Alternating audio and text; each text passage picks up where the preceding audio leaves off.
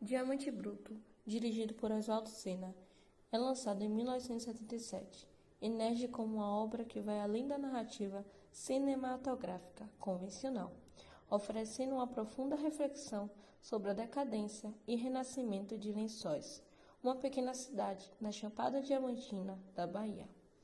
A trama segue a jornada de um ator de televisão, interpretado por José Uíque, que retorna à sua terra natal, encontrando uma comunidade devastada pela decadência dos garimpos de diamante.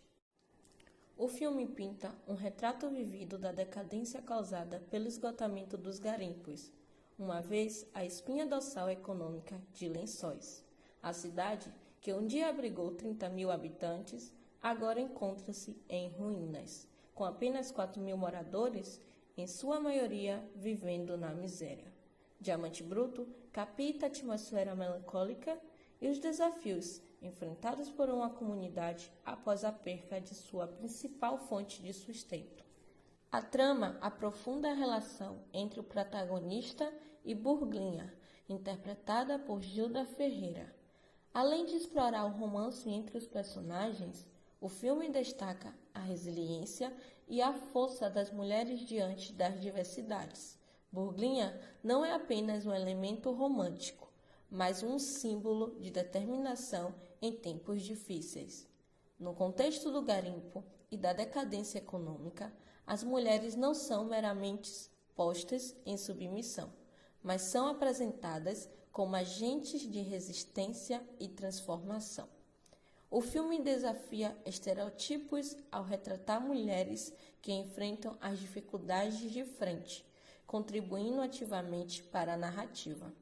Burglinha, ao lado de outras figuras femininas na trama, apresenta não apenas a vulnerabilidade, mas também a coragem e a resistência diante das dificuldades e adversidades impostas pela decadência do garimpo.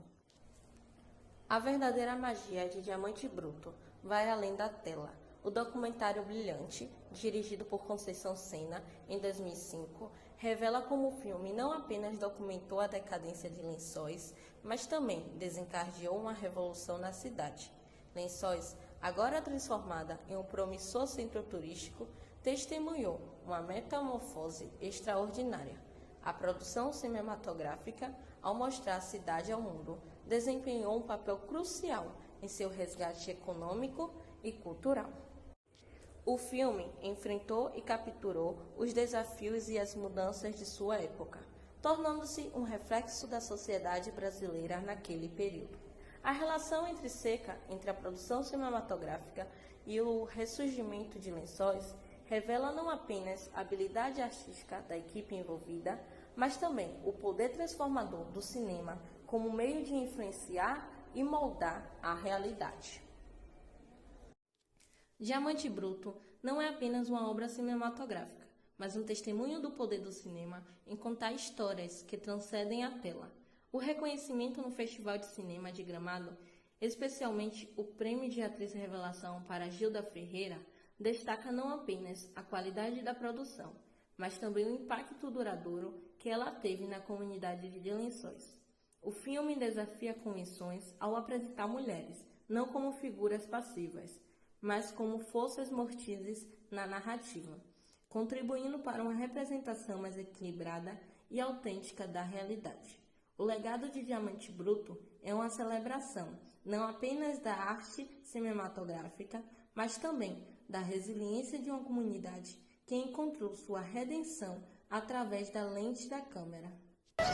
E esse impulso, esse tipo de cinema que a gente fazia na época, sempre me fazia relacioná-lo com um filme que fosse realmente comunitário, e que se pudesse fazer com toda a população de um lugar, evidentemente de um lugar pequeno. E claro, eu pensava sempre na minha terra, em Lençóis, onde eu nasci, onde eu vivi minha infância, e de onde, na verdade, pelo menos espiritualmente, eu nunca tinha saído e nunca saí. A gente perguntava a eles que tipo de história a gente devia contar em Lençóis.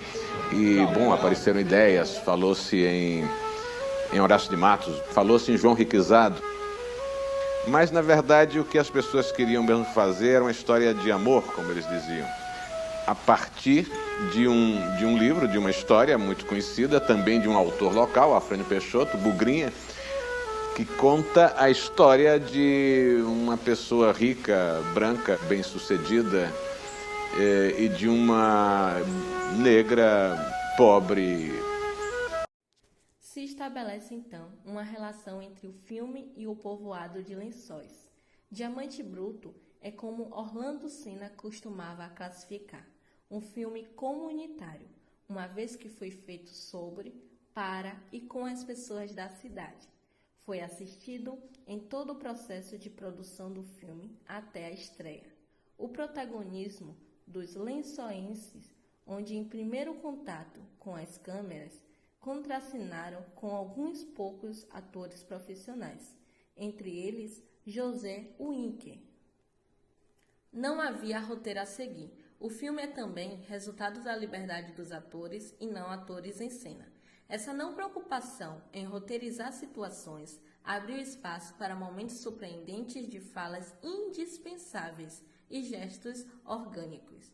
Em contexto mais técnico de produção, Orlando, em uma entrevista a uma revista, disse: "Isso é possível porque o negativo 16 é mais barato, então eu posso coletar 14 horas de material filmado.